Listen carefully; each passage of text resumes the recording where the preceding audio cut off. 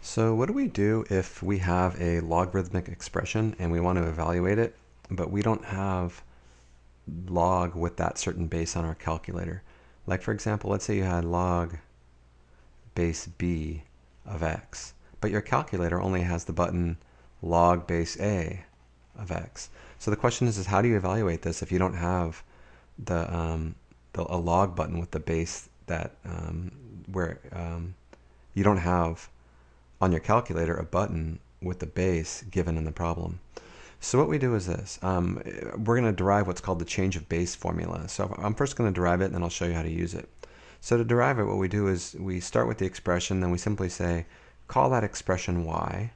So the original expression, log base b of x, we're going to call it y.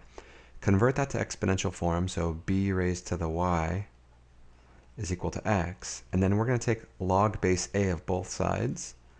So log base a of b to the y is equal to log base a of x. Now we know from the properties of exponents that the log of a power makes the exponent come down as a coefficient.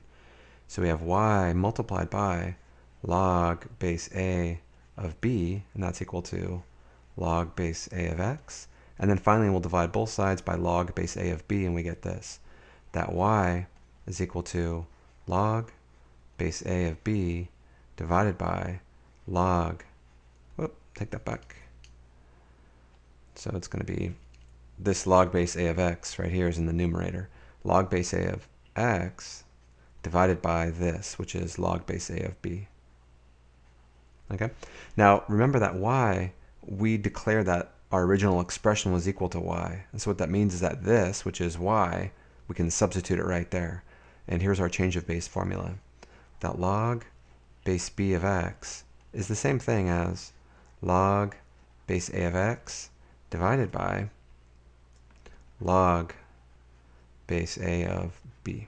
Okay, so this is our change of base formula. And so what it's telling you is that if you have log base b of something, what you can do is simply take log base a of the same quantity and then divide it by log base a of the base that you had. Okay, and we can evaluate this because supposedly our calculator has a button with the base that we're interested in. Let's see an example of this. So evaluate using the natural logarithm and a calculator to 6 decimal places. So recall that a calculator has usually 2 buttons. There's a button that says log. Now log is really the common log, so that's base 10. And there's another button that says ln. And ln, recall, is the same thing as log base e. So when people say the natural logarithm, they're saying, hey, on your calculator, use that button, the natural log button, to evaluate this. And of course, if you look at this, you're like, well, the base is 3, not e. So what do? And the answer is you first use the change of base formula to write it involving the base e, and then you type that into your calculator.